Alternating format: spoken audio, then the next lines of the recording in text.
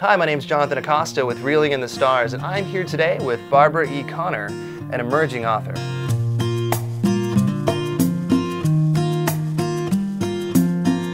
Barbara, how are you today? I'm great. And yourself? I'm doing fantastic. All right. Thanks for asking. So we're here today to talk about your brand new novel. Right. The title is? Gilly. Gilly. And I guess before we jump into that novel, why don't we rewind real quick and talk a little bit about how you got into writing, how you got into becoming an author. I started writing after I retired and moved to Florida. Mm-hmm. And I joined all the volunteer groups I could find when I moved down there, and that got burned out pretty quick. Okay. And then I saw an advertisement for a writing critique group, and I thought, well, I've tried everything else, why not try that? Absolutely. And I got lucky. I was writing articles. Okay. And I must say most of them were published in local magazines. Right. And finally I had an offer from the Ocala Star-Banner to come to work for them as a features correspondent. Wow, just like that. Just like that. Very nice. And I first realized I had to produce a feature every other week, and I discovered that I was really interested in people. Okay. And what made people tick. Oh wow, that's an interesting way to look at writing. Exactly. So you actually were a short story writer for a while. Oh yes, yes, that's Okay. how I started. Well, I started with the nonfiction articles, and then my mentor said that he wanted me to try some fiction. Ah, okay. And so I did. So you were forced to do fiction. Well, I liked it once I got started, you know. Good. That's and good. And then all of a sudden, my short stories, I just can't write short. They were like over 5,000 words, and I. That's not a short story.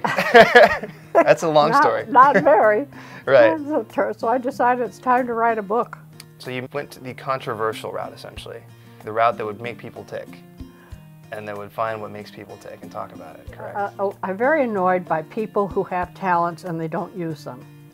And living in Florida where everybody's retired, I saw people there, the people that I was interviewing, were really happy people. And Yeah. they were happy because they had a talent that they hadn't been able to use maybe the whole time that they were bringing up their children and Sure.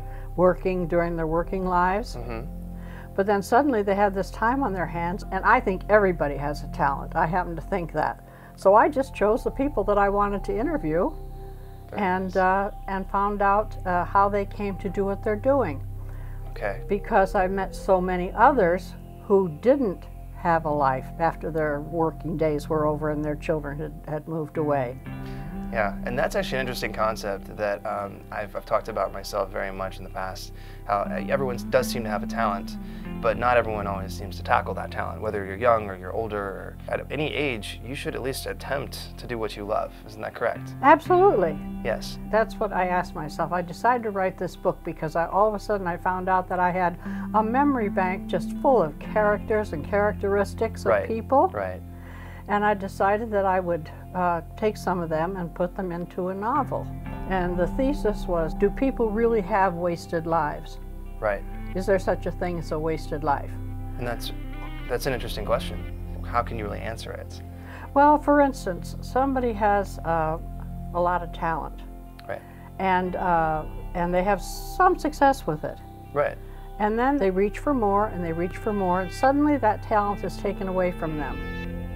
They're not able to do it anymore. For whatever reason, they're not able to do it anymore. And do they pick themselves up and get started over again? So many of them don't. On some aspects, I think some people have gotten to be just comfortable with what they're used to, where comfort is almost the death of creativity. Yes, and but sometimes they really wallow in it, and they really seem Yeah. to be comfortable with it. The comfort becomes depression, or the depression is comfort. Exactly. It's all the same. Exactly. And that's kind of sad. And that's how I came up with the name Gilly, actually, because Okay. that name, according to some people who study the meaning of names, Right. Gilly is somebody who has a great deal of talent, great deal of empathy for other people, Yes. but they get bogged down in minutia. They get bogged down in detail and never move past it. And so that essentially describes, I'm assuming, every character in this novel. Maybe all but one. All but one, which is our main character. Exactly. The protagonist is definitely a person who is in trouble, who has lost everything and has battled back and gotten everything back again. Okay. But his life is still unfulfilled. I see. So what does this protagonist think he's actually missing? I don't know if you want to ruin the book. Not really, but let's just say that he's not good at relationships. Okay. You know, one-on-one relationships. Mm-hmm. And a lot of people probably would think that his life was wasted. Right. But then maybe somebody will come along in his life and try to set him on another path. Right. But if he doesn't take that path, well, then his chances are gone. Exactly. Okay, gotcha. And so that's good. I'm glad that you've taken from real life and you've placed it into this story out of a collection of, I guess, ideas that you've had in the past. People always say, well, what will I write about? What should I write about? Write what you know. Absolutely. That's the first rule of writing. Write what you know. Write what you know. So that I have enough characters to keep me going for years. Right.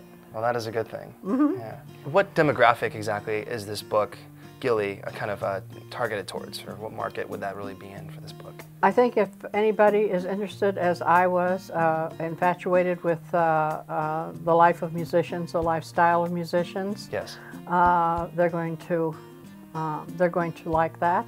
Excellent. If they're interested in middle-age love affair, if that's in there. Riveting. There's a little romance in there, Mm-hmm. a little mystery. Excellent. It has a little bit of everything psychological. Mm-hmm. Oh, and I think very important in today's market also, it has a spiritual thread running through it. Spiritualness and energy, and it's very big these days, and I'm a strong believer in it in general, and I read anything that talks about that, so this would be a really cool book for me to read personally. Mm-hmm. Well, thank you, Barbara, for taking the time today to talk to us. Gilly sounds like an incredible book, and I actually can't wait to read it myself. And thank you for watching. Again, Barbara, it's been a pleasure having you on the show today. Well, thank you, John. It's been nice talking to you today, too. My name's Jonathan Acosta, and again, this is Reeling in the Stars.